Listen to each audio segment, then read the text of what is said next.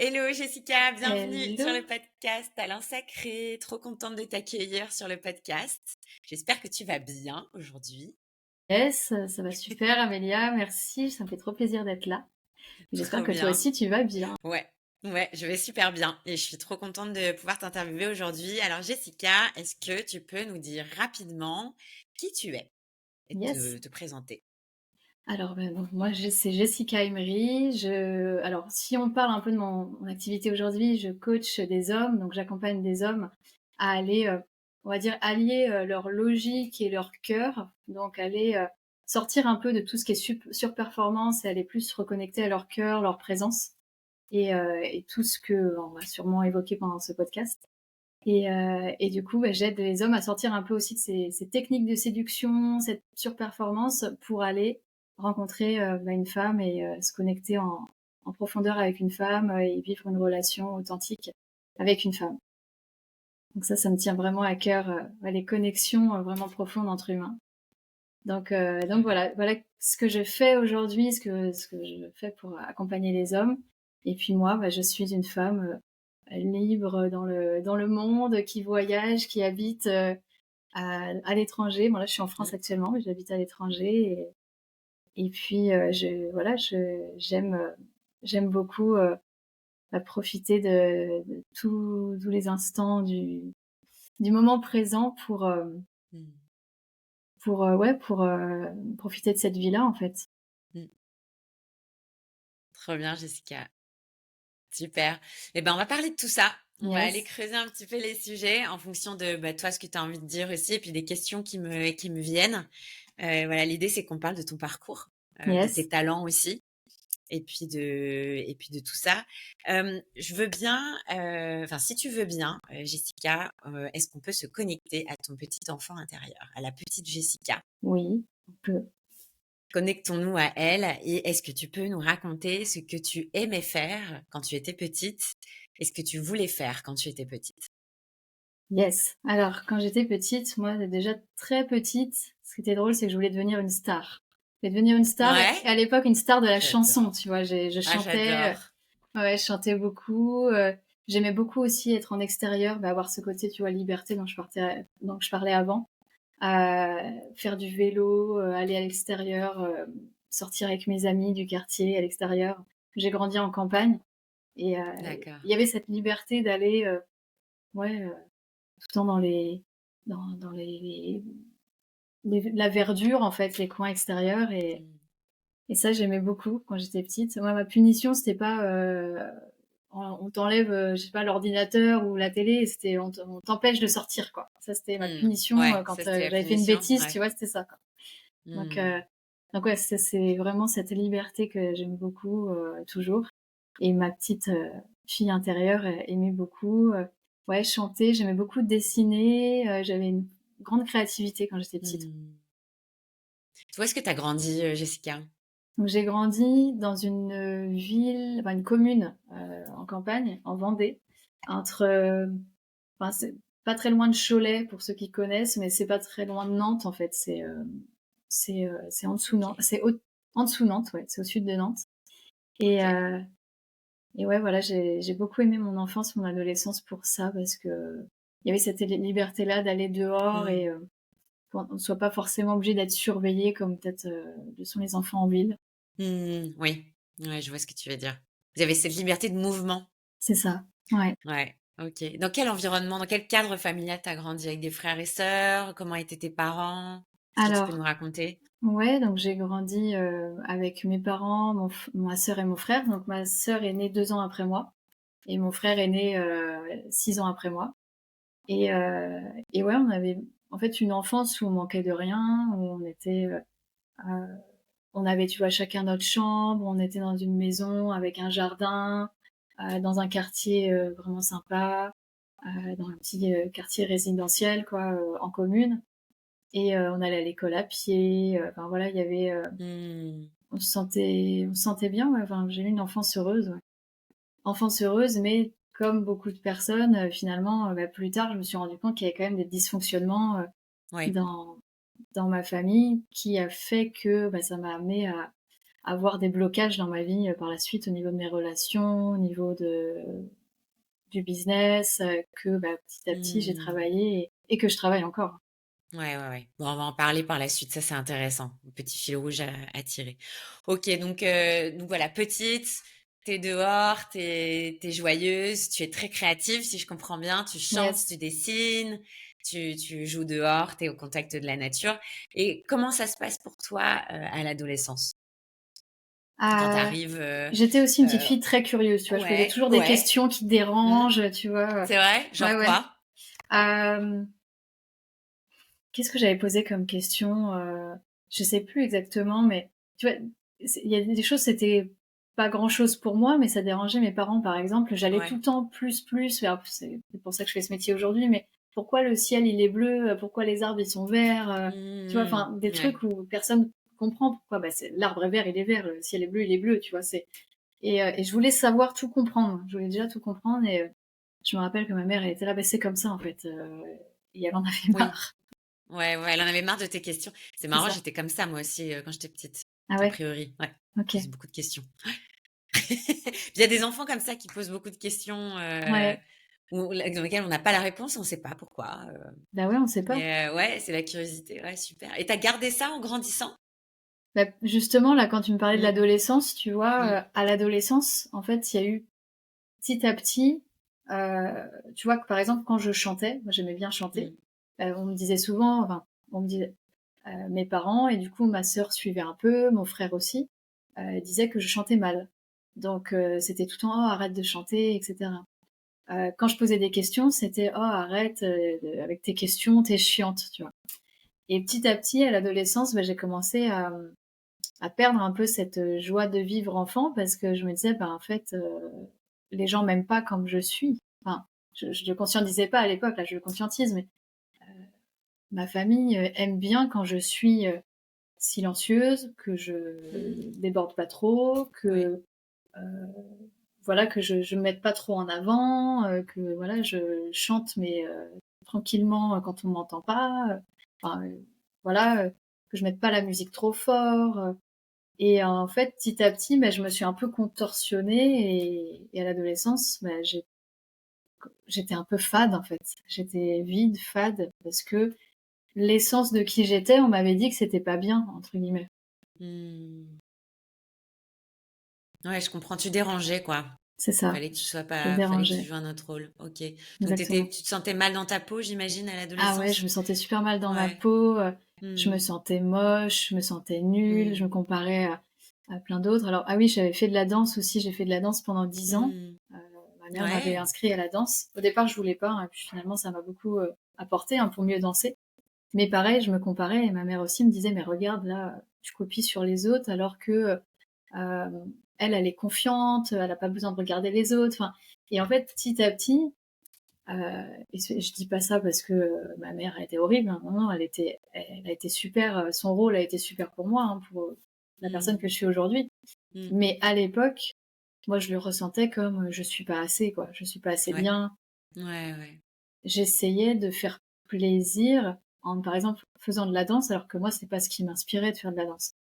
Et du coup, je me sentais pas dans mon élément et c'est vrai que, voilà, j'avais ce truc de me sentir toujours pas assez par rapport à ce Mmh. qu'on m'imposait d'être, quoi. Et tu avais toujours envie d'être chanteuse ou de faire une carrière comme une star à ce moment-là? Petit à petit, en fait, ça s'est effacé. J'ai arrêté de dessiner, j'ai arrêté de chanter, j'ai arrêté de poser des questions qui me dérangent, j'ai Ouais, arrêté, tu t'es tout ça, quoi. complètement, comme tu disais, renfermée dans ta coquille, en disant: «En C'est fait, je ça. suis pas assez, on m'empêche d'être moi-même». Donc en fait, ce rêve-là de devenir une chanteuse ou quoi que ce soit, s'efface complètement, en fait. Ouais, exactement. Tout Au profit de s'efface. quoi finalement? Tu sais? Où est-ce que tu as envie d'aller ou tu sais pas? À Ou tu es un l'époque, peu quand je perdue? suis ado, tu vois, au collège, il s'est passé quelque chose. J'ai vécu un harcèlement scolaire où une D'accord. copine de l'époque à moi s'est retournée contre moi, a mis plein de personnes contre moi, et cetera. Et à l'époque, c'était super dur pour moi, parce que, j'étais plus vraiment qui je voulais être en étant enfant. J'avais plus cette joie de vivre et en plus, je me faisais rejeter par, des personnes qui, Oui. que j'avais l'impression à l'époque me correspondaient plus. Donc j'avais toujours des amis quand même, hein, qui, m'ont intégrée dans leur groupe, mais je me sentais en décalage avec ces personnes pour la plupart. Mmh. Et c'est comme si voilà, c'était bon, je mérite cette vie-là, quoi, en fait. Je mérite pas, ce que je veux vraiment. Et puis, bah, j'ai compris par la suite aussi que ça, je me l'étais créé, hein, que, ce Ouais. harcèlement scolaire, en fait, c'était une façon pour moi d'exister. C'est qu'on avait Mmh. quand même j'étais quand même dans les feux du projecteur, tu vois? Parce que les Oui. gens, heu, m'insultaient entre guillemets, mais tu vois, se moquaient de moi ou des choses comme ça, au collège. Et en fait, ça laissait le projecteur sur moi. Je préférais ça que d'être totalement inexistante aux yeux des gens ou invisible, tu vois? Oui, Comme quelque part, tu existais, quoi. c'est C'est ça, une forme d'existence. C'est dingue. exactement, exactement. OK. Et ouais, ben, du coup, ça, c'est quelque chose, que j'ai conscientisé, mais en tout cas, ça m'a vraiment, enfin, ça m'a vraiment apporté, hein, par la suite, mais sur le moment, je l'ai vécu très difficilement parce que moi, c'était un peu: «Pourquoi tout le monde est contre moi?» Et puis mes parents me comprenaient pas. Quand j'avais des émotions, des choses qui voulaient Oui. ressortir, il y avait personne pour accueillir ces émotions. Donc je me sentais j'ai vraiment très longtemps, je me suis sentie très seule, même si j'étais entourée quand même de gens, hein, puis que plein de monde pourrait Mmh. se dire: «Bah, tu as eu une enfance quand même assez heureuse» et cetera. Oui, mais je me sentais entourée mais seule. Mmh. Ouais, je comprends. Ouais, je comprends ce sentiment-là. Ouais, OK. Et le lycée, l'orientation professionnelle, ça se passe comment pour toi à ce moment-là? Le lycée, c'est pas alors, il y a eu un moment, en fait, où j'ai commencé à récupérer ma joie, mais à Ouais, travers l'alcool, donc pas forcément, la d'accord. la Mmh. meilleure des façons, on va dire, mais quand, en campagne, on commence à picoler à, je sais pas, 14-15 ans, tu vois? Ça, c'est vrai, oui. Je Ouais, tu confirmes? confirme, j'ai grandi en campagne, oui, j'ai vu. Donc en fait, il y a ce truc de se dire, on se sent du coup plus connecté avec les gens, Ouais, quand on ça commence aide à à la avoir de connexion. l'alcool et tout. Mmh. Et moi, c'était quelque chose d'important, tu vois, d'être connecté avec les gens. Et à ce moment-là, j'ai commencé à, avoir un groupe. Alors le lycée où j'allais, j'aimais pas forcément. Les gens avec qui j'étais dans le lycée, je me sentais pas vraiment connectée. Mmh. Mais en dehors du lycée, j'avais un groupe de potes et là, je kiffais, quoi. En fait, j'étais sortie du collège et c'est bon, là, je revivais, avec un groupe qui me convenait vraiment, où on était soudés, on faisait la fête ensemble, on rigolait, on buvait un petit Bien. peu, enfin un petit peu, ça c'est pour le podcast, mais en vrai, on buvait beaucoup. Mais voilà, j'avais cette joie-là que je retrouvais et d'être connectée avec des personnes avec qui je me sentais bien, quoi. Trop bien, super. Et à ce moment-là, tu veux faire quoi de ta vie? Et C'est quoi ta vision à ce moment-là? à ce moment-là, bah, ouais, on est au lycée et je Ouais. sais pas ce que je vais faire de ma vie et Ouais. ma mère commence à me dire: «Bah, ça serait bien que tu saches». Ouais. Et je fais: «Bah, ouais, mais je sais pas, quoi». Moi, je commence juste à kiffer ma life avec, mes Ouais. potes et tout, Ouais. d'avoir des potes qui sont vraiment, ouais, avec qui je me sentais bien. Un petit copain avec qui je suis restée longtemps et cetera. Trop bien. Ouais, parce qu'au collège, c'était assez compliqué avec les Ouais. garçons vu Ouais. que, bah, j'étais pas celle avec qui c'était cool de se mettre, au collège. Mmh. Mmh. Et là, du coup, là, ça je commençais à être bien, mais il y avait ce truc, cette pression de: «Qu'est-ce que je vais faire plus tard?» Bah, je sais pas, en fait. Et puis, ma mère m'a envoyé, faire un rendez-vous avec un pote à elle qui était directeur, d'une banque. Et je me rappelle, il m'a dit un truc, il m'a dit: «De toute façon, les 3 métiers d'avenir, c'est soit médecin, soit ingénieur, soit dans la banque assurance». Un commercial banque assurance, quoi, en gros. Ouais. Et c'est comme si on me laissait 3 possibilités. Bon, j'ai dit médecin, Ouais, ouais. non, bah, j'ai pas envie de faire des longues études Mmh. là-dedans. Moi, tout ce qui est scientifique et tout, ça me correspond pas. Ingénieur, c'est pareil. Bon, bah, voilà, il me reste banque assurance, quoi. En fait, c'était voilà, on m'a présenté 3 trucs, je me suis dit: «Il y a pas d'autre chose». Donc Ah, excellent. ouais, après je me suis dit: «Bon, bah, allez, on va aller vers là». Il y avait aussi un truc avant parce que au collège, j'avais essayé quelque chose parce qu'avant je dessinais beaucoup et je dessinais des robes, ou des vêtements de Mmh. femmes et j'avais voulu être styliste, mais j'avais fait un stage de troisième dans un truc, de mode et en fait ça m'avait dégoûtée le Ouais. ça m'avait dégoûtée parce que le monde de Ouais. la mode est quand même très dur. Oui, c'est particulier. Mmh Il y a mh. pas de connexion là pour le coup, c'est, chacun Mmh mh. son truc et il y a pas enfin j'ai pas ressenti de bienveillance dans ce monde-là, en tout cas quand j'ai fait ce stage. Là, ça m'en a dégoûtée, je me suis dit: «Non, moi je peux pas». Donc ben voilà, la banque assurance s'est présentée à moi et puis après j'ai commencé à faire des études de commercial en banque assurance, un BTS D'accord. licence et Ouais. en alternance. Donc j'étais déjà chez un Mmh. patron et je me suis dit bon bah c'est pas trop mal quoi. J'avais eu une Ouais. expérience aussi de vente de petits produits à l'extérieur dans le cadre du lycée. On était allé vendre des petits produits pour le Téléthon. Et Ouais. j'avais vendu plein de petits flacons, c'était des gels douche. J'avais vendu plein de petits flacons et même Mmh. les gens qui n'arrivaient pas à vendre me les donnaient pour que je les vende. Et je me suis dit, bah ouais, en fait, le commerce, ça m'intéresse, quoi. J'aime Ouais, le bien. commerce, c'est très théâtral en plus. Ouais, Tu vois, tu fais un peu l'acteur, hein, quand tu étais commercial. En fait, ouais, tu joues un rôle, tu questionnes, tu c'est ça. Et puis moi, c'est, j'arrivais ouais. un petit peu toute douce. Mmh. Mmh mh. En fait, on me faisait confiance naturellement. Oui. Donc, Mmh. les gens Ouais. préféraient acheter à moi peut-être qu'un Mmh. quelqu'un d'autre qui était beaucoup plus, ou qui traînait des pieds, etc., quoi. Donc, ouais, j'ai bien aimé parce que là, j'ai vu que je réussissais dans un truc, tu vois aussi. Et Mmh. comme Oui, que il tu y a étais plein de reconnue pour ça. voilà, Mmh. il y avait plein de trucs où des fois je me sentais Mmh. pas vraiment la première. Et là, je réussissais dans un truc, je me suis dit ah ouais, bah c'est pour moi en fait.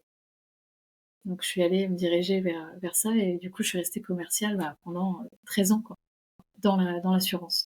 Tu es restée commerciale 13 ans dans l'assurance. Ouais. Génial. Ça se passe bien pour toi ces 13 années? Comment tu te sens à ce moment-là?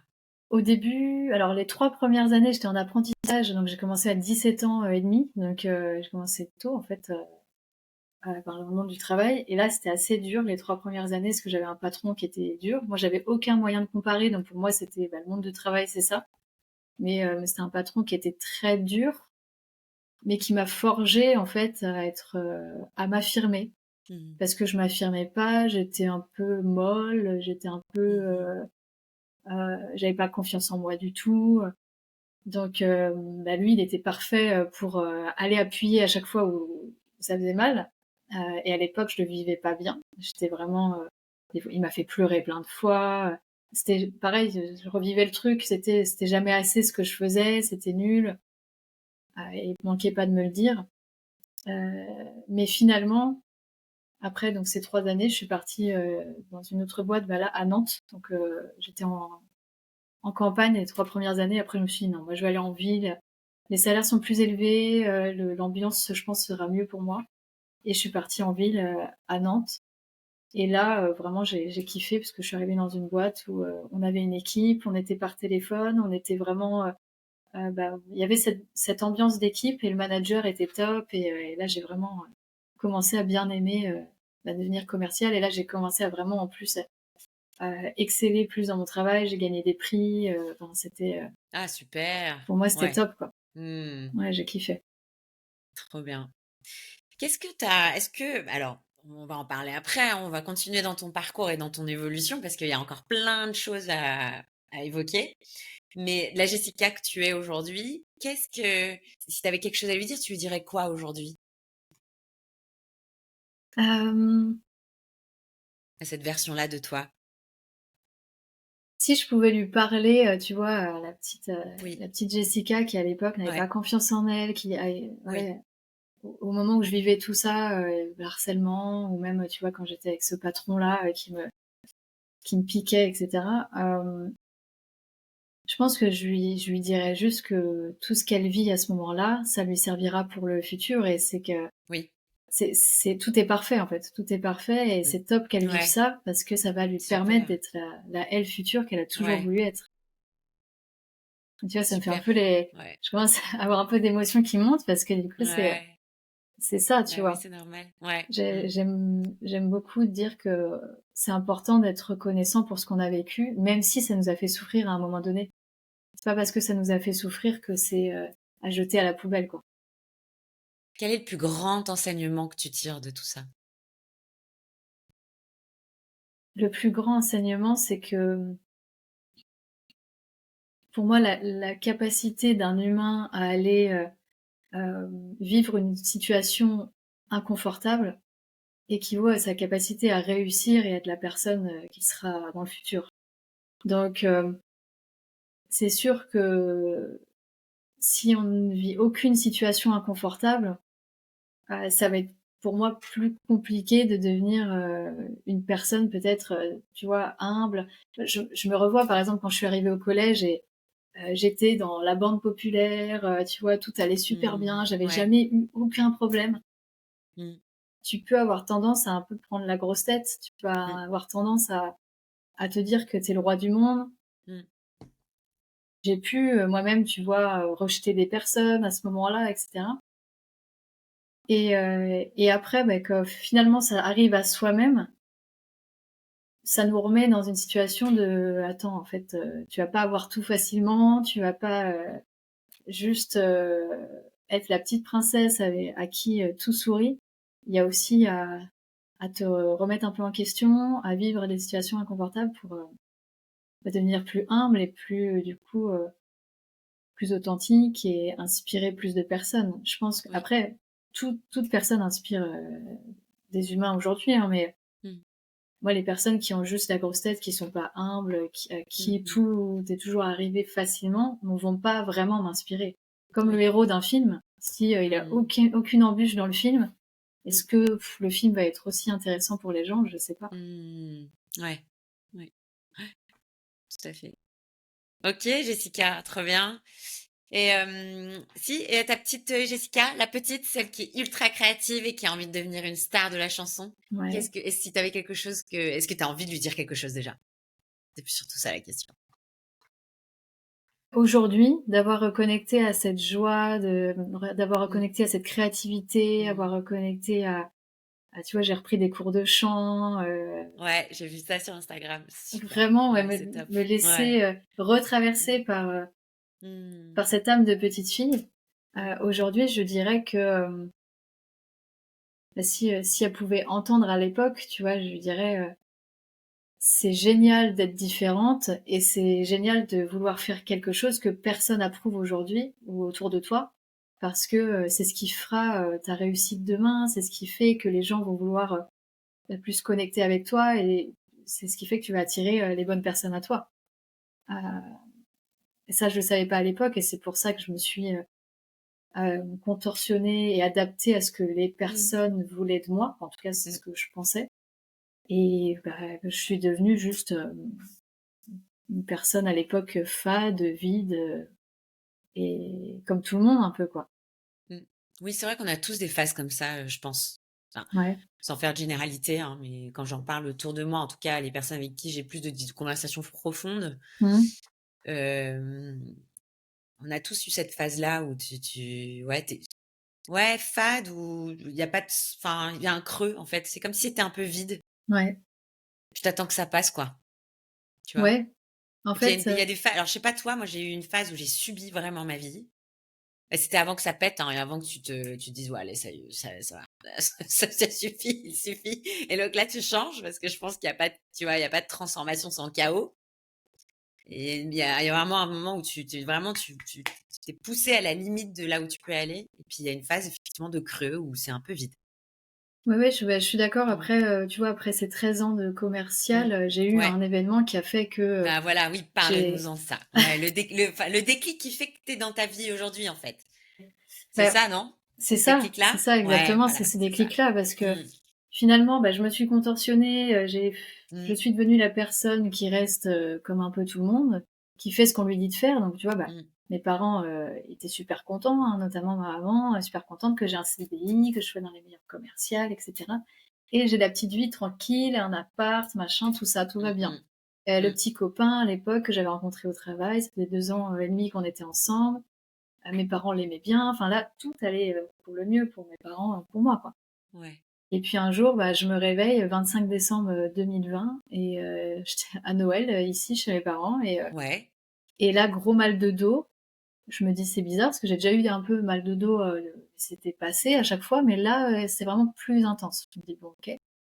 Et du coup, je passe Noël comme ça, donc c'était assez dur parce que j'étais un peu bloquée et tout, mais moi, j'avais la force de toujours continuer, persévérer, c'est dans la tête, tout ce qui est dans le Mmh corps mh. nous dit: «C'est dans la Ouais. tête», hein. Moi, j'avais Oui. pris Ouais, ça ouais. de mes parents, tu vois? Ouais. «Non, c'est dans la tête, ça veut rien dire, Mmh. continue, machin, quoi». Mmh. Et puis, mais je partais au Nouvel An pour fêter le Nouvel An avec mon copain à Marrakech. Donc, on est parti 10 jours à Marrakech. Et là, le premier jour, on a énormément marché. Et avec mon mal de dos, hein, donc voilà. Et en fait, le lendemain, c'était pire. Je pouvais pratiquement plus marcher. Enfin, c'était horrible, quoi. Le voyage était vraiment très dur. J'avais super mal tout le temps. Mais j'essayais de contenir au maximum et d'en parler le moins possible parce que il y a ce truc aussi de pas vouloir déranger les gens avec tes problèmes, avec ce Bah qui va oui, pas chez toi. Donc j'étais quand même allée forcément. voir un ostéopathe à Marrakech parce que je l'imaginais que c'était l'extérieur qui allait pouvoir enlever mon mal de dos et que tout soit résolu. Et il m'avait dit un truc, il m'avait dit vous vous aimez pas, hein, mademoiselle. Et là, ça m'avait marqué à l'époque parce que moi je savais pas ce que ça Mmh. voulait dire s'aimer en fait. Ouais. Moi voilà, je m'étais là, bah, si, je m'aime bien. C'est difficile quand on n'a pas la Ça veut conscience dire du quoi? truc, c'est quoi? Ah, carrément. Mais c'est marrant ce que tu racontes parce que moi, la première fois, je crois que c'était ma mère qui m'avait dit ça, ou je sais plus. Oui, c'est ma maman qui m'avait dit ça. Et j'étais en pleine rupture avec un de mes ex petits copains et elle m'avait dit de toute façon, vous ne vous aimez pas OK, en tant qu'individu. Donc, vous ouais, pouvez pas vous aimer mutuellement puisque en tant qu'individu, vous ne vous aimez pas. Et là, je me suis dit, mais de quoi elle parle? Ça veut dire quoi? Et comme c'est toi, ça, ça veut ouais, dire quoi s'aimer en fait? Bon, exactement. maintenant tu le sais parce que mais à l'époque j'étais à mille lieues de vivre tout ce que je vis aujourd'hui, mais tu vois comme toi c'est pareil. Puis j'avais pas Si la vous vous aimez conscience, tu pas, vois? Pour moi, ouais, j'étais dans ça veut le dire quoi s'aimer? Enfin, en fait t'es non, enfin je sais pas, je sais pas comment te dire parce que s'aimer, on te le dit pas ça. On te non, dit je t'aime, tu vois, il y a des personnes qui te disent qu'ils t'aiment, tes parents ou tes amis, tes copines et tout. On se dit je t'aime, tu vois.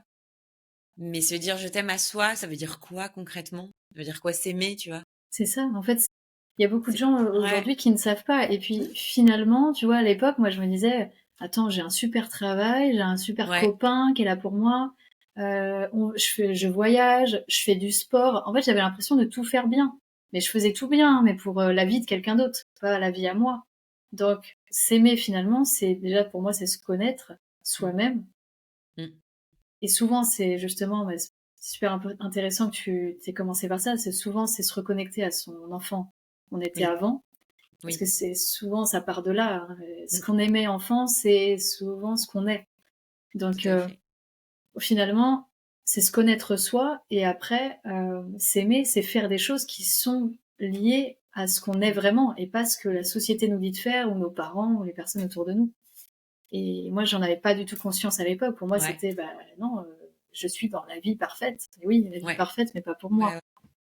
Donc, c'est ça qui m'a amenée après, parce que mon mal de dos est resté 3 mois. Alors, j'ai pris aucun médicament. Ouais.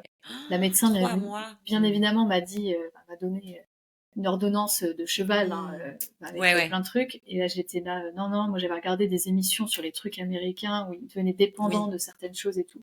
J'étais contre ça. Donc là, j'étais là, non, je vais pas prendre de médicaments, je vais rester avec cette douleur et attendre. Et j'étais sûre que c'était quand même un message de ce qu'il y avait plus profondément. Donc je faisais quand même des séances de kiné, des étirements et tout, mais pas de médicaments, pas de trucs pour enlever la douleur, quoi. D'accord. Et, euh, et j'ai commencé à faire, donc j'ai fait une séance de psy, donc 2 mois après, à peu près au mois de mars. Ouais.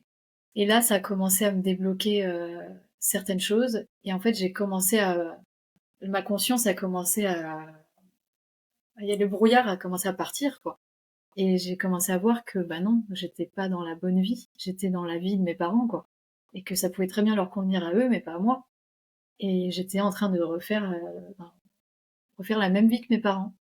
Et le mal de Ouais. dos était là pour me Reproduire le dire, schéma. voilà, reproduire le schéma. Reproduire le scénario que qu'on t'a bien montré, C'est ça, que c'était ça la vie.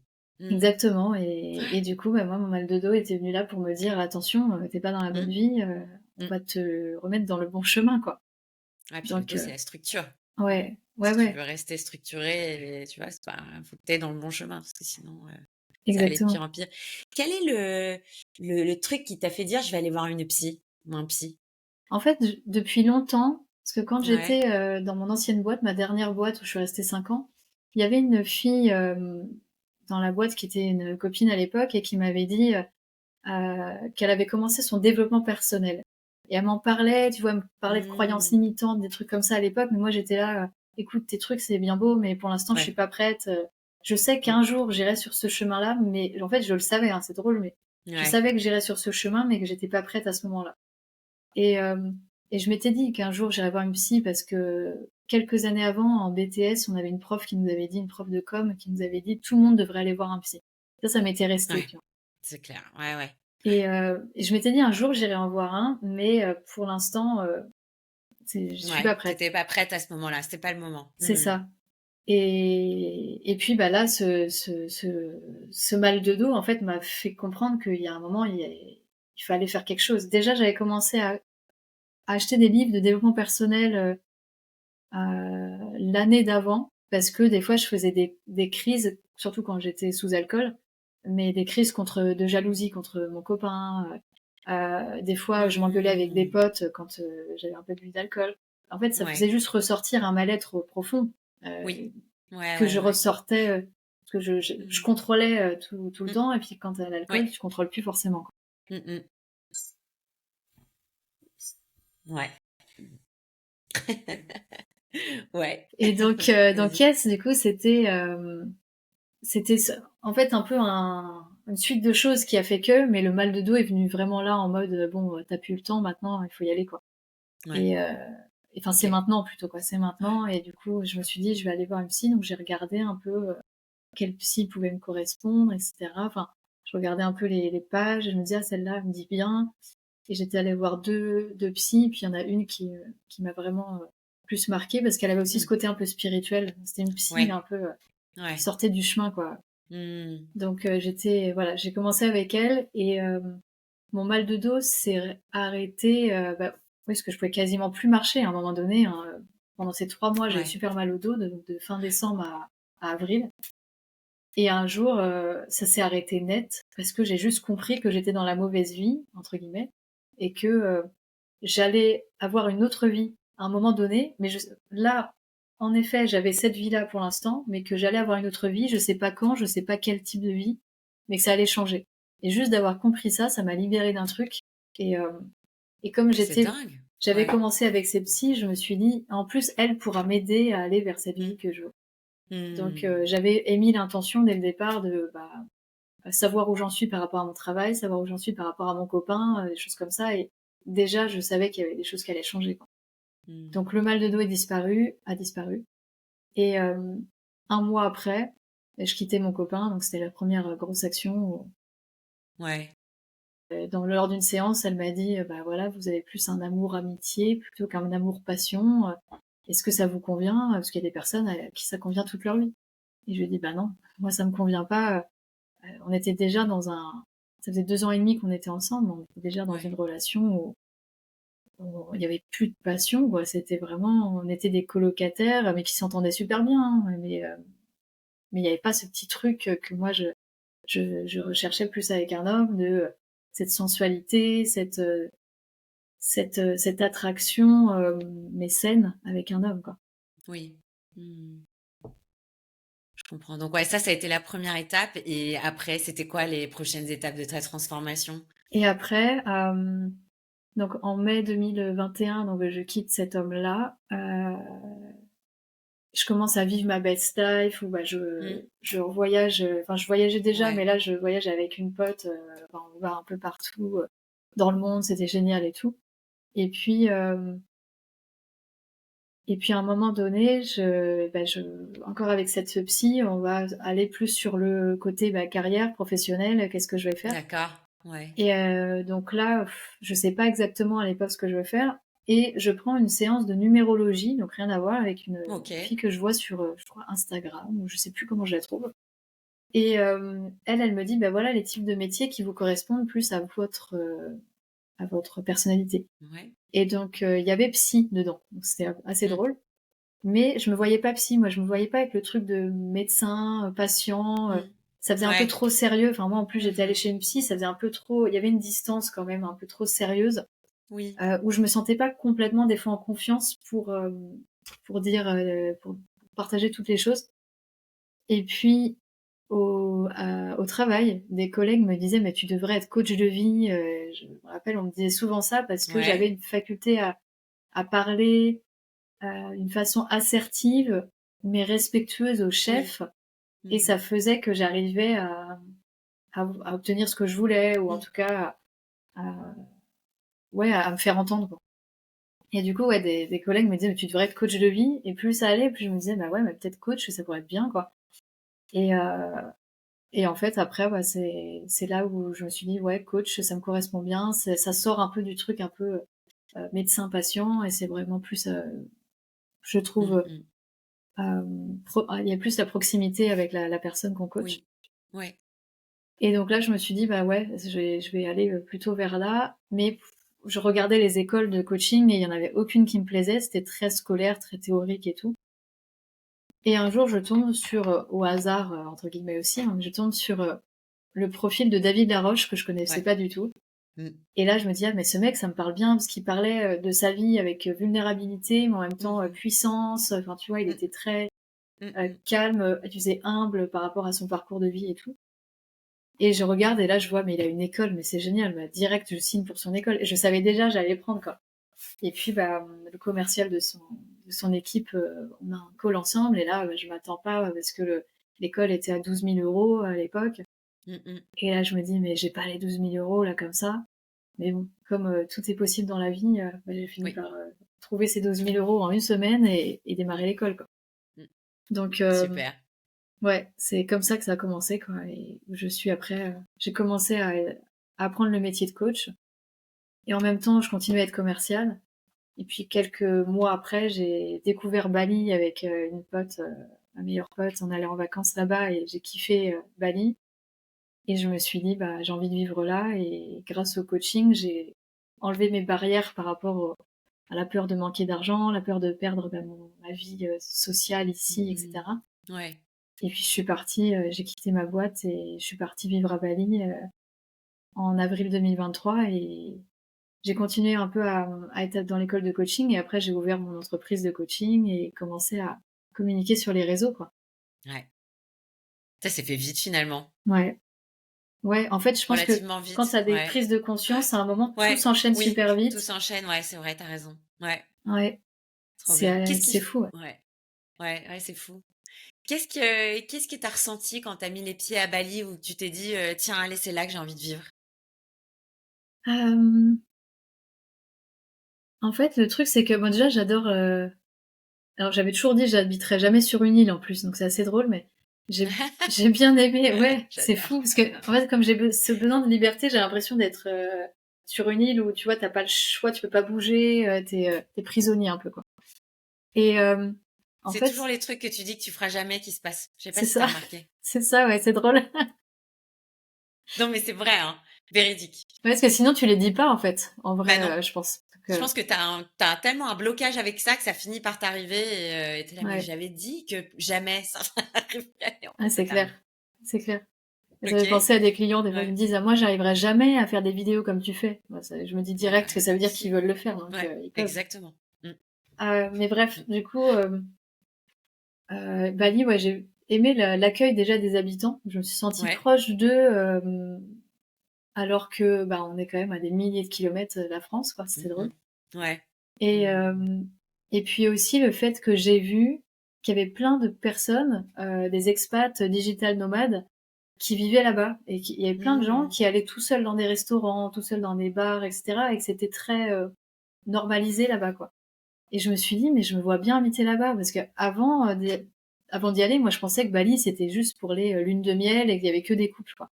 Et en fait, j'ai vu que non, il y avait vraiment, tout type de personnes là-bas et notamment des personnes qui, étaient entrepreneurs, qui, avaient quitté, leur pays, pour aller habiter là-bas. Et je me suis dit: «Bah, ouais, il y a un truc là-bas, que je ressens et j'ai envie d'y retourner, quoi». Génial. Donc du Ouais. coup, tu vis là-bas, donc tu disais depuis, 2023. 2023 et en même temps et en même temps, tu as ouvert ton entreprise, de coaching pour hommes. Ou Ouais, au départ, c'était que de coaching pour hommes et femmes c'est ça. ou tu Au ouais, départ, j'étais plus, raconte-nous un peu. j'ai commencé à, communiquer sur les réseaux en juin 2023 Ouais. et c'était, plutôt mon message, c'était changement de vie, aller habiter à l'étranger et Mmh. cetera. Ouais.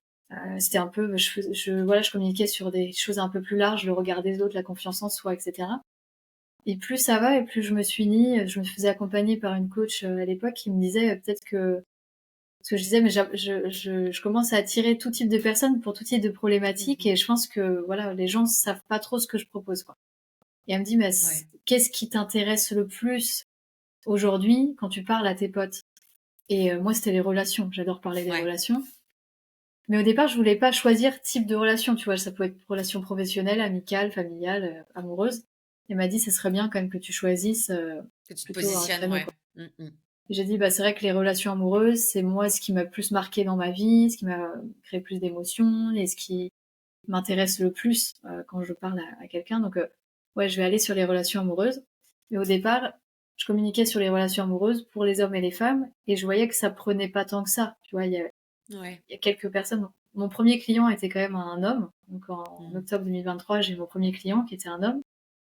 Et c'est vrai que dans l'école de coaching, j'avais cette faculté à aller plus en profondeur avec les hommes que certaines femmes. Oui. Donc je me disais, il y a quand même Oui. quelque chose.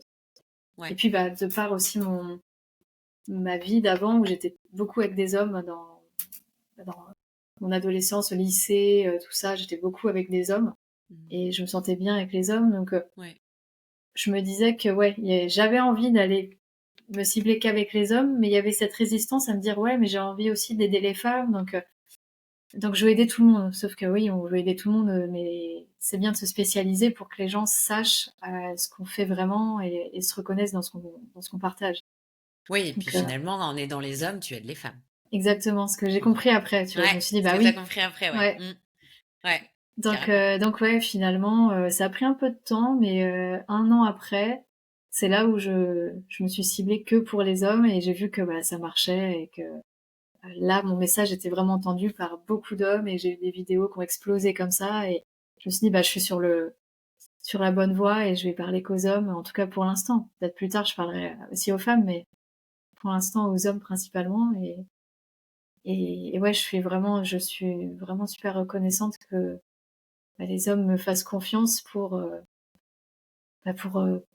commencer ou continuer leur transformation et aller vers plus de connexion avec les femmes et sortir de ce schéma de performance, de techniques de séduction, et cetera, quoi. Génial, Jessica. Donc, il faut savoir, pour ceux qui nous écoutent, que Jessica et moi nous sommes rencontrés en mai 2024. Ça, le temps passe vite. Donc, il y a un peu plus d'un an, dans une retraite business quantique qui avait été organisée par Julien. Julien qui aussi est un talent sacré puisque je l'avais interviewé en second épisode.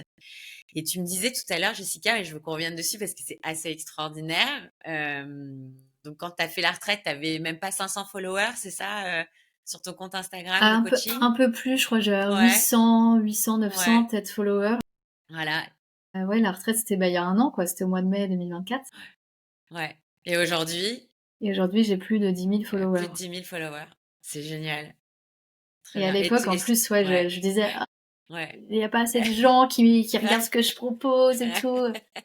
Mais c'est aussi en me spécialisant qu'il y a eu plus Oui, de personnes et Julien m'a beaucoup aidée d'ailleurs, bah, ouais, Julien, il m'a beaucoup aidée à me montrer telle que je suis, tu vois? oui. Je parle sur mes vidéos comme je parle à mes potes, à montrer vraiment qui je suis moi, quoi. Ouais, j'imagine, oui, tu t'es fait accompagner. Et puis, oui, c'est vrai Ouais, que, enfin, voilà, moi, je te suis depuis plus d'un an maintenant. Et il y a des super contenus. Tu fais plein de choses. Tu fais des lives, tu fais des ouais, réels. Tu fais aussi des publications avec des explications. Tu as fait des vidéos YouTube aussi où tu interviews des hommes. yes, Enfin, voilà, il y a plein de choses que tu... Et puis tu parles aussi de ta vie, toi, en tant que femme, ta vie à Bali, tes vacances en France. Donc c'est vrai que c'est agréable à suivre. Puis tu parles de toi aussi beaucoup, de tes expériences, de ta relation aux hommes, de pourquoi t'es pas en couple, par exemple. Et c'est super enrichissant. Il y a plein de choses. exactement. Donc tu donnes beaucoup et même sur Instagram, ça se voit quand on donne et on a envie de partager ça parce que je pense que on vit dans une époque où on se distance, je trouve, et on peut donner et recevoir beaucoup par les réseaux. Et je trouve, moi, je pense que plus on donne, plus on reçoit finalement. Et les personnes plus tu restes authentique et plus tu donnes de toi et de ta vie perso ou quoi que ce soit, plus ça inspire et ça pousse les gens à te suivre, quoi. Donc c'est Exactement. trop bien, bah, bravo, bravo Jessica. Alors, raconte-nous un petit peu quel type d'homme tu accompagnes aujourd'hui, qu'est-ce que tu proposes en tant que coach Et puis ensuite, je te poserai d'autres questions. Vas-y, mais Ok, déjà la première, parce que j'en ai plein d'autres. ok. Alors, juste pour Ouais. que, parce que je sais qu'il y a des personnes qui vont peut-être pas comprendre, Mm. parce que Oui, jusqu'ici, j'ai beaucoup communiqué à un moment donné pour les hommes qui étaient timides, les hommes oui, qui avaient d'accord. du mal à aborder des femmes, etc. Mhm. Et en fait, je me suis rendu compte que quand j'ai commencé à accompagner plusieurs hommes avec mon offre que j'ai mis en place l'été dernier, Ouais. euh, je me suis retrouvée avec des hommes qui partaient un peu de zéro, et puis des hommes qui avaient déjà commencé dans leur cheminement personnel. Et, euh, et finalement, aujourd'hui, je me rends compte que les hommes qui sont trop timides, qui ont du mal à aller aborder des femmes, c'est je suis pas la meilleure personne pour qu'on Ouais. puisse Mhm. démarrer ensemble, puisque c'est important déjà qu'ils travaillent sur leur développement personnel ou éventuellement qu'ils aillent voir un coach en séduction en évitant au maximum des coachs qui prônent les techniques de Oui, manipulation, de séduction, oui, etc. ouais, Mais ouais. il y a des coachs qui peuvent les aider à aller plus passer à l'action. Et moi, ce que je propose aujourd'hui, c'est plutôt une transformation et un changement de perception aux hommes qui viennent à moi. Donc, ça va être sortir des schémas où on pense que il faut surtout pas montrer sa vulnérabilité à une femme, alors Mm. que justement, en fait, c'est en montrant ta vulnérabilité, mais de façon, on va dire saine et sécure, c'est là que tu vas créer une réelle connexion avec une femme, une connexion authentique et profonde, sans besoin de techniques de manipulation, de séduction. Mm. Mm. C'est aussi sortir de la surperformance, comme certains font, aller aborder des vingtaines, trentaines de femmes par jour. Non, il n'y a Mhm. pas besoin de faire ça pour aller rencontrer une femme qui plaît, avec qui on peut créer une réelle connexion. L'important, c'est de se reconnecter à qui on est vraiment, comme on disait tout à l'heure, et savoir qui on est vraiment. Et moi, le travail que je fais aujourd'hui avec les hommes, c'est aller parce que chacun est différent, donc de façon personnalisée, dans mes accompagnements, on va aller vraiment en profondeur sur Mhm. qui est l'homme en face de moi, qu'il apprenne qui il est, qu'il sorte des schémas qu'il a mis en place depuis l'enfance, comme la dépendance affective, le contrôle, le perfectionnisme, la surperformance. J'aide aussi beaucoup les hommes à reconnecter à leur cœur, en fait, parce qu'ils sont beaucoup dans un système logique. Ah ben ça A plus B égale C par exemple, alors que l'amour c'est pas juste une équation. L'amour c'est pas juste quelque chose comme certains le pensent, hein, c'est pas juste quelque chose de scientifique qui s'explique. En fait, il y a beaucoup de choses qui ne s'expliquent pas, mais qui sont quand même réelles et euh, et notamment l'énergie, donc l'énergie masculine, l'énergie féminine. Et ça, c'est super important à comprendre parce que c'est ça, des fois, enfin, c'est ça qui va faire que on va attirer une personne avec qui ça va matcher et avec qui on va créer une relation saine sur la durée, une relation aussi passionnée, une relation qui, euh, qui nous donne l'impression aussi d'être vivant, quoi. Et ça Mm. passe aussi par nous avant, quoi. Mm. Donc Tout à fait. là, c'est vrai que les hommes que j'accompagne aujourd'hui, c'est des hommes qui Mm. sont prêts à aller à l'intérieur et comprendre Mm. et vivre. Euh, Se connecter à leur cœur, en fait, et vivre ouais, leur vulnérabilité, c'est ce que tu dis, hein. c'est ça, exactement. Et du coup, je te pose cette question-là parce qu'elle est importante, à la fois pour le podcast, mais aussi parce que c'est intéressant d'avoir ton regard de femme. Et c'est bien pour ça que tu es la première femme que j'interviewe sur ce sujet. C'est quoi pour toi être un homme, Jessica? Pour moi, être un homme, alors je pense que tous les hommes sont des hommes. Je pense pas qu'il y a de Mm. sous-hommes et de surhommes, Mm. voilà. Mais je pense que pour moi, être un homme, c'est savoir se remettre en question quand quelque chose n'a pas fonctionné comme on voudrait ou quand on a ressenti un blocage ou quelque chose qui, voilà, qui est en décalage. C'est de se remettre en question, euh, mais pas forcément se dévaloriser. C'est se remettre en question et la solution, c'est pas toujours aussi quelque chose d'extérieur. C'est pas ok, je lui ai dit ça par message et c'est pour ça qu'elle ne me parle Mhm. plus. Non, donc je vais lui dire ça et peut-être qu'elle va me parler. Non, c'est pas ça. C'est se remettre en question et aller plus en profondeur avec soi-même et se dire pourquoi aujourd'hui je fonctionne comme ça à Mmh. comprendre pourquoi je fonctionne comme ça. Par Oui. exemple, pourquoi aujourd'hui, heu, je vais peut-être avoir cette tendance à aller, être un peu anxieux, quand, je suis en séduction avec une femme ou quand je viens de rencontrer une femme qui me plaît. Pourquoi je suis anxieux? Et ensuite, aller remercier la partie de soi enfant qui a développé, certains mécanismes Ouais. pour, être aimé finalement. Et ça, on les développe dans l'enfance et ça se répète dans nos relations amoureuses plus tard. Mmh. Donc c'est vraiment apporter de l'amour à cet enfant intérieur, à cet enfant qu'on était avant et ensuite pouvoir, communiquer, de façon la plus sécure, je sais pas comment le dire, mais oui, de façon la plus sereine, et ça Mmh. s'apprend, à une Mmh. femme, voilà ce que je ressens, voilà, ce que j'aimerais avec toi, voilà, tu me Mmh. plais, mais tout en sachant que ce message, en fait, cette anxiété ou n'importe quoi, hein, ce stress, par exemple, est un message et c'est important d'apprendre à l'aimer pour pouvoir, s'aimer Oui. et être aimé en retour. Mmh. Un homme, voilà, pour moi, c'est, être un homme aujourd'hui, c'est pouvoir, allier autant la logique avec le cœur. C'est pas laisser Mmh. la logique de côté, hein, et se dire qu'on est complètement, «Allez, on va suivre son cœur à chaque fois». Parce que là, du coup, on est trop dans l'énergie féminine aussi quand on fait Oui. ça. Mais Mmh. c'est d'allier la logique avec le cœur et d'avoir cette sécurité intérieure qui fait qu'une femme se sente, aussi en sécurité intérieure Aussi en que sécurité. Mmh. pour qu'il y ait une communication, fluide, saine entre les 2 et que même des conversations, désagréables puissent, aller quelque part, quoi. Si je résume de ce que tu dis, être un homme, finalement, c'est être responsable, Ouais, c'est ça? c'est Ouais, ça. être responsable de ses émotions, ses propres émotions, Ouais, être responsable aussi de qui on est et du coup, parler de cette responsabilité-là et prendre parti dans sa responsabilité c'est et pas ça, rejeter la faute sur quelque chose d'extérieur, mais vraiment se recentrer à soi, c'est c'est ça. ça?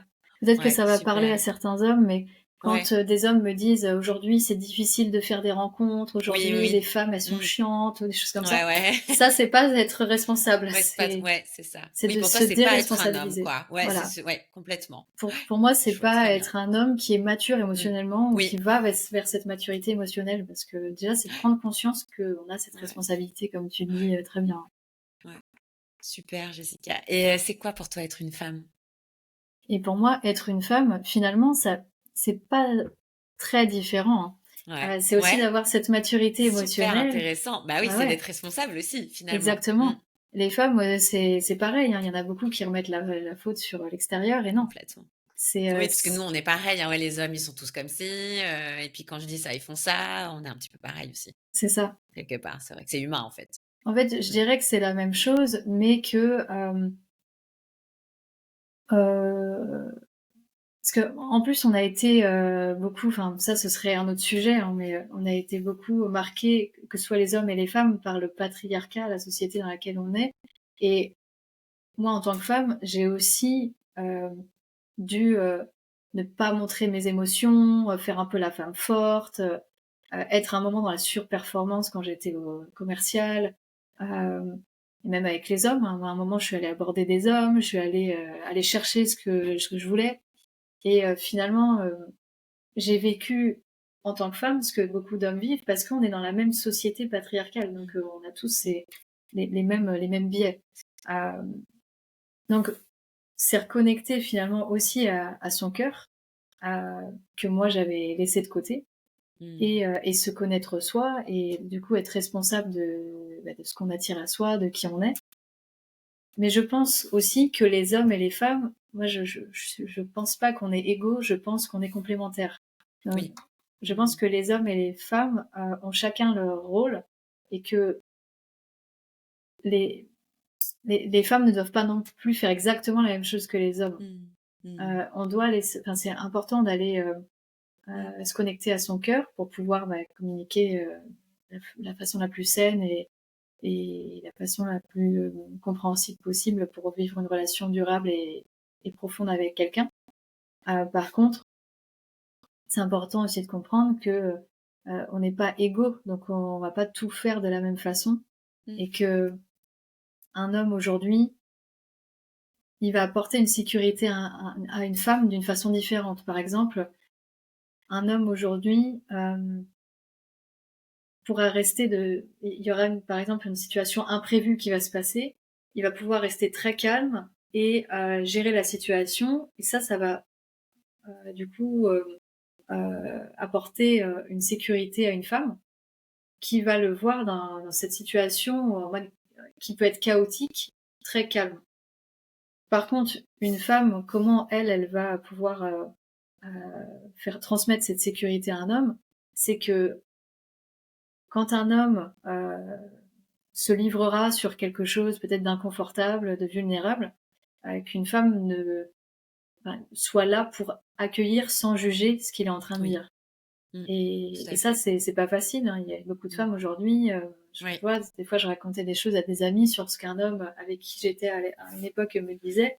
Elle disait: «Ah non, moi je pourrais pas, enfin, comment tu peux entendre des choses comme ça?» Je fais: «En fait, c'est important d'entendre ce que la personne a vécu, ce que la personne est, que ce soit, dur ou pas, que ce soit quelque chose qui n'est pas forcément, beau à entendre, ça fait ce que la personne est aujourd'hui». Donc c'est vraiment avoir cette faculté à écouter sans juger, un homme. Et après inversement aussi, hein, mais l'énergie féminine va être plus dans l'écoute, et voilà, Oui. par exemple l'écoute sans jugement. L'énergie masculine va peut-être être plus dans va être plus dans le rester, stable et contrôler, Mmh. de façon saine la situation. Quand, quelque chose d'imprévu se passe, quand quelque chose voilà, d'un peu chaotique se passe, quoi. Moi, je vois par exemple Ouais. dans des situations, dans des voyages où j'étais avec, l'ex avec qui j'étais quand j'étais en France, qui avait manqué un peu d'énergie masculine et moi j'en avais trop, hein, donc forcément c'est Oui. logique. Mais ça m'est arrivé dans des situations, on était en voyage et puis, j'étais en train de m'agacer par rapport, par exemple, à un petit qui arrêtait pas de se retourner dans l'avion et Oui. d'être Mmh, un de peu de gigoter, ouais, chahuter, quoi. ouais. Mmh.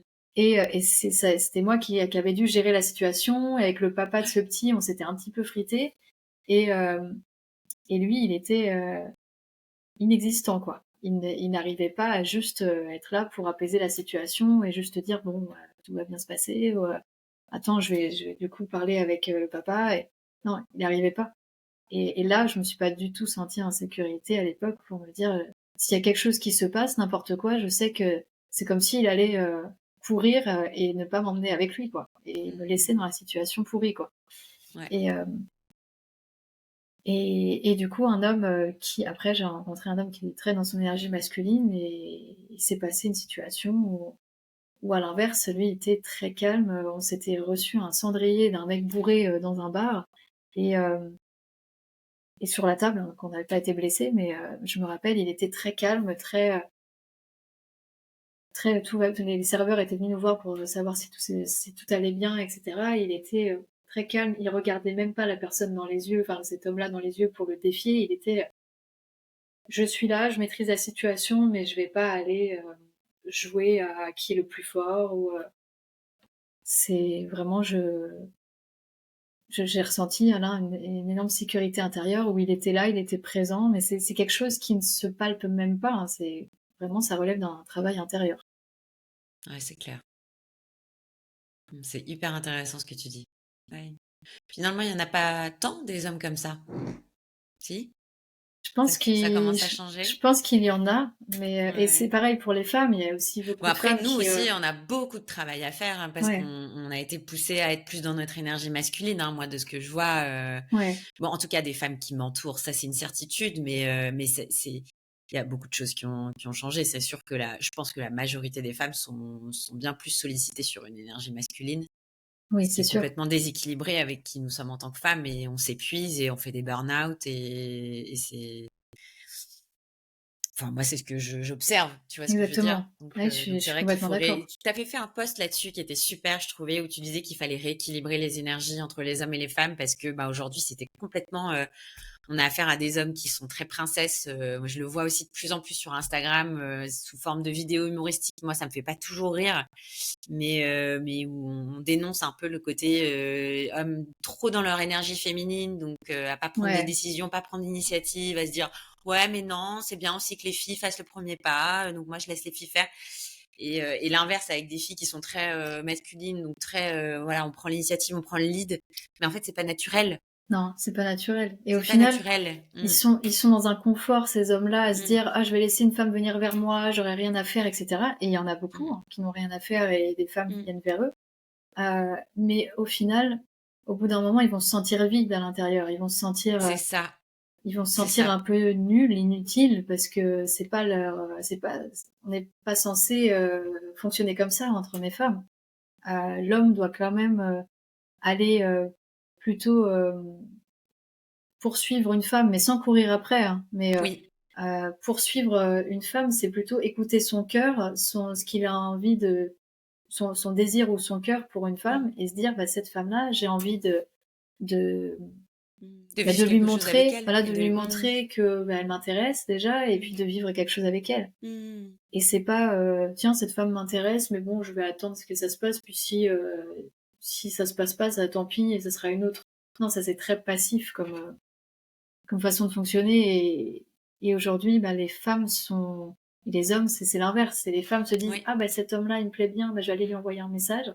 Ah, je vais aller faire ci, je vais aller faire ça, je vais aller, bon, bah, c'est moi qui vais l'inviter parce que je vois qu'il prend pas l'initiative de m'inviter, aller mm, prendre un verre ou choses comme ça. Et ben, au bout d'un moment, elles ressentent de la frustration, de l'agacement, ces femmes-là. Donc, et moi, je l'ai vécu à un certain exactement. moment, c'est Ouais, qu'on ouais, ressent ouais. ouais, une frustration, un Mm, agacement, et une perte au bout d'un moment de désir pour l'homme qu'on a en face, qu'on l'admire même plus, puisqu'il est complètement. Mm, passif surtout. mm, c'est ça. Et l'homme n'est pas heureux parce qu'il ne se sent pas admiré, il se sent Mm, critiqué, mm, il mm. se sent pas à sa place, quoi. Inutile, ouais, C'est ça. tout à fait. Ouais. Donc, en fait, le Mm, confort est l'ennemi des hommes et mm, des mm. femmes, quoi. Ouais. C'est confortable en tant que femme d'envoyer un Mm, message plutôt que d'attendre, parce que attendre, mm, c'est faire face au vide mm, et à la possibilité qu'il y ait rien qui se passe. Mais c'est comme ça qu'il va se passer vraiment des choses qui vont fonctionner comme on aimerait vraiment. Et puis, bah, des fois, c'est pas vraiment avec la personne qu'on pensait, c'est avec quelqu'un d'autre. mm, Et mm. puis, Ouais, c'est vrai. les hommes, c'est sortir de leur zone de confort, c'est aller bah, écrire à une femme, même si il y a peut-être une possibilité qu'il soit rejeté, mais c'est comme ça, en fait. Si c'est pas elle, ce sera une autre, mais c'est important d'aller montrer à cette femme qu'on est intéressé. Parce que sinon, il y a rien qui se passe, quoi. Et puis, il y a des hommes, des dizaines d'années après, ils n'ont toujours rencontré personne, quoi. Alors que c'est des hommes, des fois, qui sont beaux physiquement, ou alors ils ont rencontré plein de femmes, mais pas pour, dans une relation profonde, et que des petites aventures, quoi. Mm. Donc ouais, Trop bien, c'est ouais, super intéressant. Mm. Et toi, ça se passe comment avec les hommes, Jessica, dans ta vie personnelle? alors, ouais, aujourd'hui, j'en ai parlé dans le dernier live, qui est d'ailleurs en Mm. lien dans ma bio sur Instagram. Oui, ouais, Il va bientôt j'avais vu. disparaître d'ailleurs, donc si les D'accord. personnes veulent aller le voir. J'ai expliqué vraiment en 1 heure et demie pourquoi je ne suis pas en couple aujourd'hui. Ouais. Heu, mais pour, résumer un peu, en fait, j'ai compris à un moment donné, parce que il y a des moments où je me disais: «Bon allez, là, avant, 7, je sais pas, je sais pas, 3-4 mois, je suis en couple». Mm. Mais ça fonctionne pas vraiment comme ça. Un objectif, c'est Ouais. intéressant pour aller, quand même aller travailler des choses sur soi, Mm. mais on va pas exactement, enfin, on va jamais contrôler le timing dans cette vie. Mm. Donc, C'est clair. ce que j'ai vu, en fait, c'est qu'il y avait des choses par lesquelles il était important que moi je passe, ou des situations avec des hommes, pour, ben, comprendre encore plus qui j'étais et comprendre encore plus quel type de relation, était vraiment importante pour moi, et celle que je ne voulais pas. Donc, c'est important aussi de se dire que on peut avoir un objectif, de se mettre en relation avec quelqu'un, ça c'est top, mais on maîtrise pas le timing, et sur le chemin, on va être amené à, bah, à travailler des choses sur nous plus en profondeur. Plus on veut une Oui. relation profonde Mm. et connectée avec quelqu'un, et en dehors des blessures et en dehors du schéma par lequel on nous a, on nous a mis, voilà, que ce soit notre schéma familial ou la société.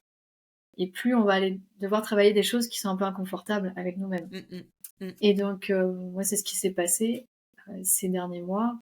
Et il y a aussi des fois des deuils à faire de relations précédentes qu'on pensait avoir fait, qui sont pas vraiment Ouais, faits. et Donc on se rend compte, ouais, et tout à fait. Mmh. c'est tout ça. En fait, tout ce chemin est super beau, heu, mais bien évidemment, ça va nous amener, au bout d'un moment à être avec une personne, qui nous correspond vraiment.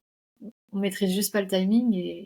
Et par contre, la personne que je suis devenue en travaillant sur plein de choses, en vivant des expériences avec des hommes, ces derniers mois, ça m'a vraiment, montré plein de choses que j'avais pas conscientisées avant. Ouais. Mmh. Et ça, c'est génial. Donc, ouais, c'est ça. Oui, il y a toujours cet Si effet si je veux miroir. demain, je Mmh. suis en couple avec quelqu'un, mais avec qui, Oui, en fait? Parce que j'ai ouais, pas envie d'être en couple avec n'importe qui. Et je pense que les ouais, hommes qui me suivent, c'est pareil. Ils veulent pas être en ouais. couple avec n'importe qui.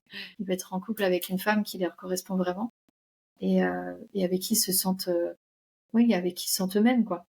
Mmh. C'est vrai que ça, c'est la plus grande peur des hommes, de pas être, entendu dans sa vulnérabilité. Enfin, pour en parler avec beaucoup d'hommes, je pense que c'est vraiment leur plus grande peur quand ils rencontrent une femme, ouais.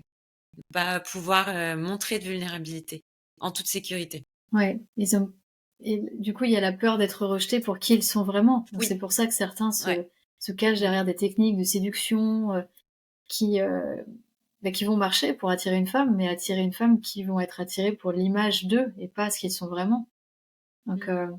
et c'est pareil pour les femmes, hein, pareil, Ouais, c'est clair. Ouais, tout à fait, tout à mais fait. Ouais, c'est vraiment, oui, chez les hommes, c'est tout à encore plus fait. marqué de Mmh se mh. dire que si je montre ma vulnérabilité, bah, c'est mort, elle va me prendre, pour un mec, faible, et du coup, elle va Faible. Mmh. partir. Alors que la plus grande des forces, c'est justement de montrer sa vulnérabilité. C'est ça. C'est tout l'inverse. Mais il y a un amalgame quand même sur vulnérabilité et des fois Ouais. de la dépendance affective. Et c'est pour ça que des hommes se disent: «Bah, j'ai déjà fait à un Oui, moment donné et ça a pas marché». Ah oui, parce que c'était pas ta vulnérabilité, c'était la bah, dépendance ouais. affective. Mmh. Ça faisait 2 jours que tu rencontrais une femme et tu disais que tu étais amoureux d'elle, par exemple. Non, ça, c'est pas de la vulnérabilité, c'est une blessure. Oui. Ouais, oui, C'est oui, un manque oui. affectif, quoi. Oui, Donc, il y a aussi oui, ouais, ouais, c'est clair. cet Mmh mh. amalgame entre les 2. Ouais, ouais, ouais. Ouais, complètement. OK, Jessica, l'heure tourne, dis donc, ça, je vois pas Ouais, le temps passer avec toi. J'ai une dernière question quand même avant de clôturer ce podcast. OK. C'est quoi tes talents sacrés? Même si on les connaît, mais j'aimerais bien qu'on creuse ce petit aspect-là et que tu nous dises, selon toi, bah voilà, c'est quoi tes talents sacrés? Alors mes talents sacrés à moi, c'est, bah, d'avoir cette faculté à créer un climat de confiance avec des Mmh, personnes, que ce soit dans mon mmh, travail ou dans ma vie en général. Heu, D'avoir aussi cette faculté à entendre l'humain en jugeant le moins possible. Ça m'arrive comme tout humain à oui, juger, hein, mais à un bien moment sûr. donné me Mmh, dire: «Attends, si j'avais la même histoire, est-ce que je vivrais pas la même chose? Est-ce que je ferais pas la même chose, quoi?» Et ça, c'est quelque chose que j'invite tout le monde à travailler, parce que c'est super facile de juger quand on n'est pas dans la même situation qu'une ouais, personne, c'est clair. Mmh, mais on ne sait absolument pas comment on réagirait si on était dans la même situation avec la même histoire. Donc, moi, c'est quelque chose que j'ai aujourd'hui, j'arrive à vraiment faire de plus en plus, et c'est comme ça aussi que j'ai pu vivre des relations, beaucoup plus saines avec des hommes. C'est en me disant: «Attends, je vais écouter vraiment, l'homme que j'ai en face sans le juger et pas me dire qu'il faudrait que ce soit comme ci ou comme ça, quoi». Donc ouais, la faculté à juger le moins possible, à être à l'écoute, à instaurer un climat de confiance, et puis à montrer, ma vulnérabilité, et à montrer, qui je suis vraiment au monde. Parce que tu vois, le dernier live que j'ai fait en disant, pourquoi je ne suis pas en couple, je me suis dit: «Attends, il y a plein de coachs dans les relations qui ne parlent absolument pas de pourquoi ils sont pas en couple». Parce qu'il y en a énormément, hein, qui sont célibataires mmh, et mmh. qui Ouais, coachent c'est sur les clair. relations, et même des super connus. Et tu Mmh, te dis: «Attends, mais ça pourrait inspirer tellement de personnes de savoir mmh, pourquoi». mmh. C'est parce que Ouais, c'est chacun a vrai. ses raisons en plus. Mmh. Donc, ouais, montrer ma vulnérabilité et montrer qui je suis au monde, quoi. Mmh. Trop bien, Jessica. Eh ben, écoute, on va clôturer là. Je suis hyper heureuse de t'avoir interviewée aujourd'hui et très heureuse aussi que tu sois la première femme à être interviewée aussi parce que tu accompagnes les hommes et donc Yes. tu sais en parler, tu sais leur parler, tu sais créer du lien avec eux et tu sais connecter avec eux. Donc c'est pour ça que ça me tenait à cœur que tu fasses partie de Talent Sacré. En tout cas, un grand merci. Merci à Je te toi, souhaite Amélia. encore plein de succès et j'espère que dans un an, tu auras encore des milliers de followers qui continueront à suivre tes vidéos et tes aventures. En tout cas, un grand merci. Bon retour à Bali et puis à bientôt. Salut Amélia, merci beaucoup. Salut. Bye. Merci à toi. Bye.